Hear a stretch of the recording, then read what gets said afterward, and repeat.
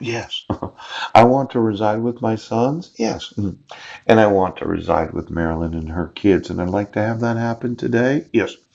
If you think that you could actually enforce the laws, there's this Giglio. Yes. And Officer Smith told you to describe what happened between you and your husband in that statement. Oh, now exactly why was I arrested for what happened on December 31st of 2015? Yes, because you, Heidi Lee Budnick, you understood you were to recall the events truthfully and accurately. Yes, I didn't get any written statement from her. No, you understood that your statement would be relied upon by the police and the courts. Yes, I've never seen a written statement about what happened on December 31st. You wrote the statement in your own words. You reviewed the statement after you wrote it. You signed the statement. Now, I know that the officer's just going to say I was there. Yes. And then Heidi's lookalike, Georgia. Yes.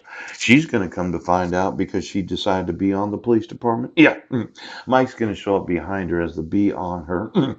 And they're just going to weep before the judge about how I'm lying and I'm crazy because I was in Squimwalsh. I was there.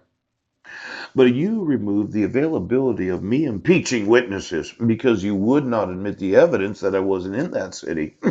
Now, there's this, well, I'm so sorry about this, but you have to understand, yes, when you remove the event, see, there's have a good faith basis for every question you ask for impeachment purposes. Don't imply facts that aren't true. Did you imply that I was in Sequim, Washington on December 31st, 2015? Was that the implication of putting me in jail? Ouch. Did you imply in the criminal complaint that I was cyber stalking? Yes. When I emailed the actual documentation of myself proving that my sons were abducted because of the forgery and the fraud of the protection order, did you say I was in Brennan, Washington? Now, don't ask irrelevant questions to anger or humiliate the witness. Now, forms of impeachment, bias, prejudice, and motive. Is there some bias, prejudice, and motive on the part of law enforcement, those in office? Are you protecting yourself, Brent, so that you can be elected Superior Court judge? You know, it's an actual crime to allow for somebody, yes, to take office when they have knowledge of crime. Poop.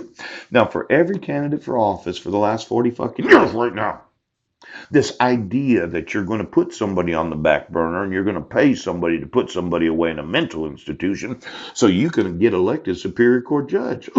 Well, I've just documented for the last 2 hours right now that it's very criminal on the part of any politician to think their political career is more important than the actual.